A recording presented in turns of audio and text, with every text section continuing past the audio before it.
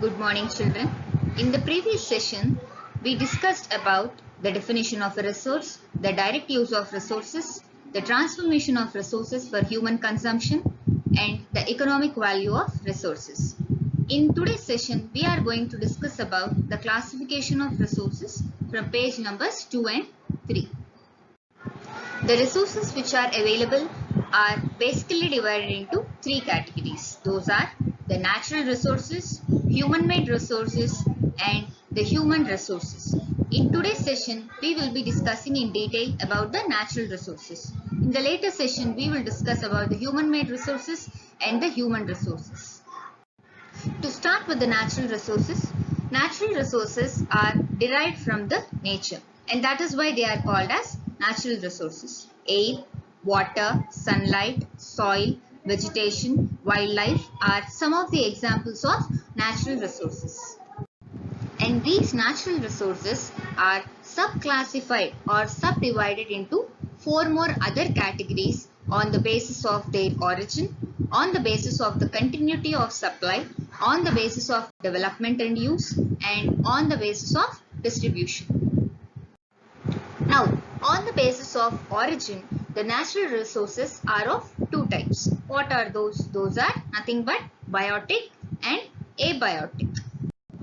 As you all know, bio means life. So, biotic resources are the resources which have life in them. For example, the flora and the fauna. Flora means nothing but the plant life, or the whole of the vegetation comes under the category of flora. And whole of the wildlife comes under the category of fauna. And human beings, as we all have life, even human beings are included in the biotic resources. Now coming to the abiotic resources.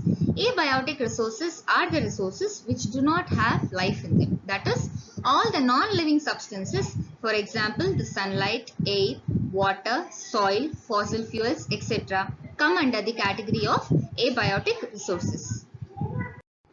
Now coming to the second category, that is on the basis of continuity of supply, the natural resources are again divided into two, that is renewable resources and the non-renewable resources. As the name itself suggests, renewable resources are the resources which can be regenerated or replenished back. For example, solar energy, wind energy, tidal energy, hydroelectricity, etc. are the resources which can be renewed back. Coming to non-renewable resources. Non-renewable resources are the resources which cannot be regenerated or can be regenerated but only after a lot of time. That means the formation of these resources will take over 1 million of years for their formation. For example, fossil fuels, metallic minerals come under this category. Now coming to the third category of the classification, that is on the basis of development and use, the natural resources are divided into actual or developed and the potential resources. What are actual or developed resources? These resources are nothing but the resources which are already been developed and are already known to humans. That is, their quality, their quantity and their availability is already known to the humans. For example, the iron ore and the coal deposits in Jharkhand, the petroleum deposits in West Asian countries are very well known. Not only their children, but also in our Telangana, we can find the coal deposits in Singareni coal fields.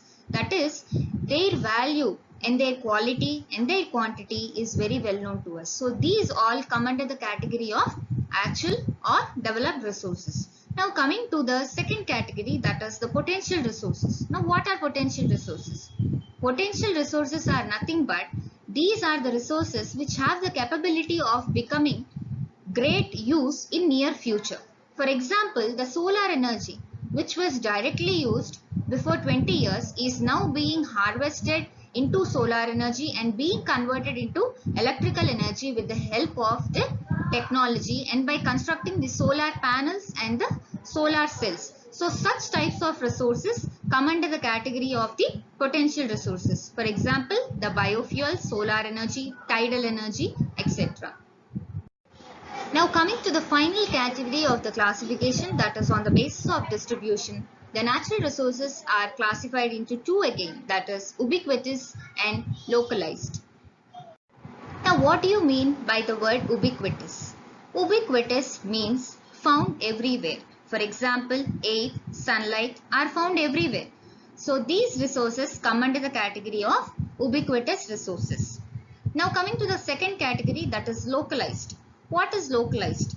As the name suggests, local means it is confined to a specific region. So these resources are confined only to a specific region. That is, they are not evenly distributed throughout the Earth's surface. For example, the iron deposits, the fossil fuel deposits, and the metallic mineral deposits are found only in a specific area. So such type of resources come under the category of localized resources, and their distribution is very uneven and only confined to a very specific area. So I hope this session is very clear, children. In this session, we have discussed about the classification of natural resources.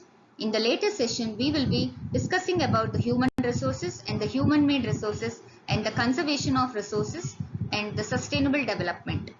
Thank you, children.